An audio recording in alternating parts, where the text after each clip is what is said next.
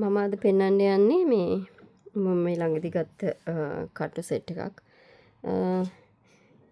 මේ දෙක නම් මොනවටද තියෙන්නේ කියලා මම දන්නේවත් නැහැ. දන්න කෙනෙක් ඉන්නවා නම් කමෙන්ට් එකක් දාගෙන යන්න. මේක මම වෙනමම ගත් එකක්. ඒක මම ගත්තේ මෙන්න මේ වගේ කොණ්ඩ කටු මම ගෙතුවා. ඒ ගොතනකොට ඔයාලට පුළුවන් දැන් මේක රෝස මලක් ගොතලා මේකට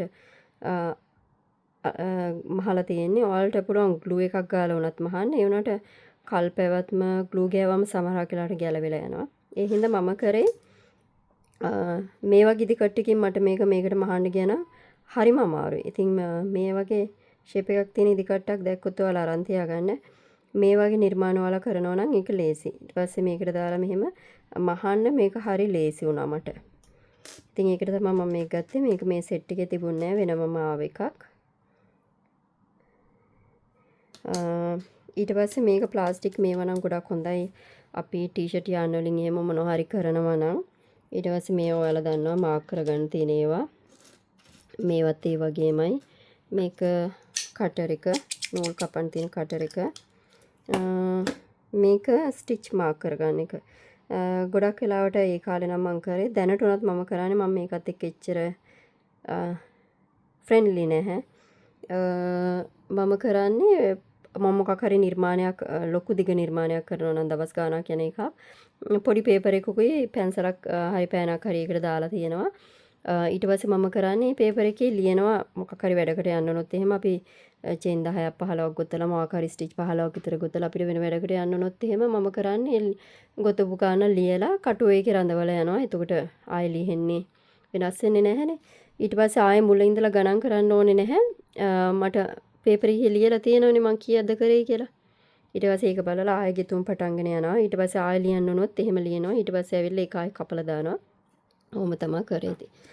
මේක නම් යූස් කරේ නැහැ මම ඇත්තටම. ඊට පස්සේ මේක ගොඩක් අය දන්නේ නැහැ මොකටද තියෙන්නේ කියලා. මේකත් ලස්සන ගැජට් එකක්. ඒක ගොඩක් වාසි ඇස් එහෙම පොඩක් පේන්නේ නැති කට්ටියට අපිට උනත් වාසි. මගෙත් ඇස් එච්චර පේන්නේ නැහැ. මේක දැන් මේක නම් ගොඩාක්ම බාල ක්වොලිටි එකක නූල් එකක්.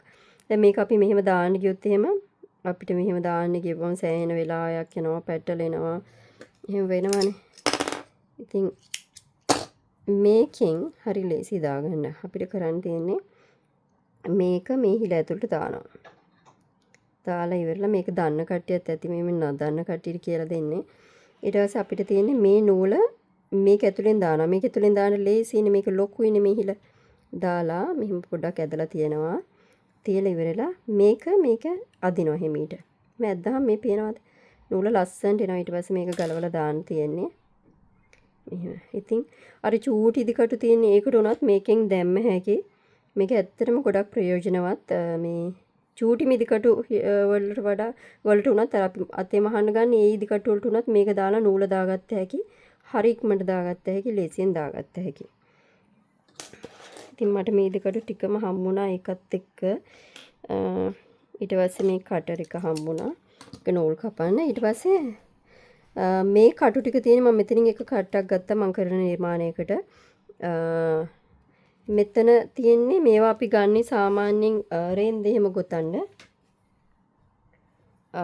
මෙන්න මේ වගේ මේක ඇත්තටම වෝල් එකක් නෙවෙයි මේක නූල් එකක්. මම මේකට ගොඩාක් ආස එකක් මේකෙන් තමයි මම ගොඩක් නිර්මාණය කරන්නේ. මේ වූල් වලින් වගේ නෙවෙයි මේකේ බෝල් පෙපෙන්නේ එහෙම නෑ. නිර්මාණෙත් හරිය ලස්සනයි ෆිනිෂින් එකත් ලස්සනයි. මේ කොණ්ඩ කටුව මම ගොතලා තියෙන්නේ මේකෙම රෝස පාට නූලෙන්. මේක හරි ලස්සනයි. මම ඒකට යූස් කරේ එකේ කටුව.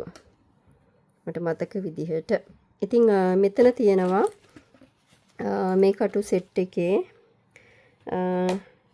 0.6යි බිඳුවේ ඉඳලා 1.9යි වෙනකන් තියෙනවා කටු 1 2 3 4 5 6 7 8 9 10 11 12 කටු 12ක් තියෙනවා. ඉතින් මේව ගොඩාක් වෙලාවට ඔයාලට පේනවා මේක එහෙම පේනවා ඇති පේනෙත් නැතුවත් ඇති මේක හරිය ඔළුව හරි චූටි.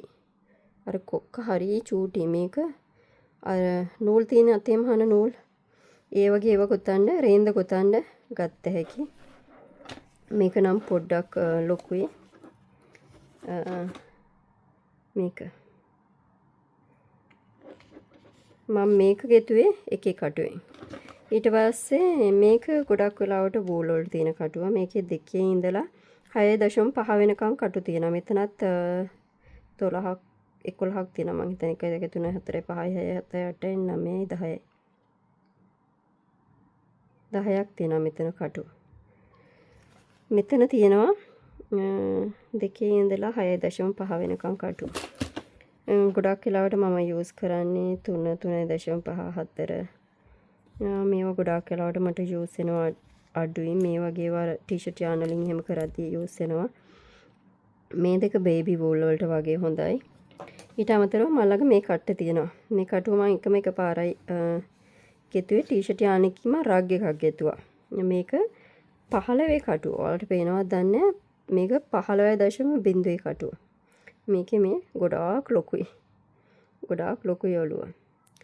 ඉතින් මේ ඔයාලා මේ ගෙතුම් කලාව දිගටම කරගෙන යන බලාපොරොත්තු වෙනවා නම් මේ වගේ කටු සෙට් එකක් අරන් තියාගත්ත හැකි. ඉතින් ආයෙත් වීඩියෝ එකකින් සම්බන්ධ වෙන බලාපොරොත්තුෙන් සමු ගන්නවා. ගිහින් එන්න සුබ දවසක්.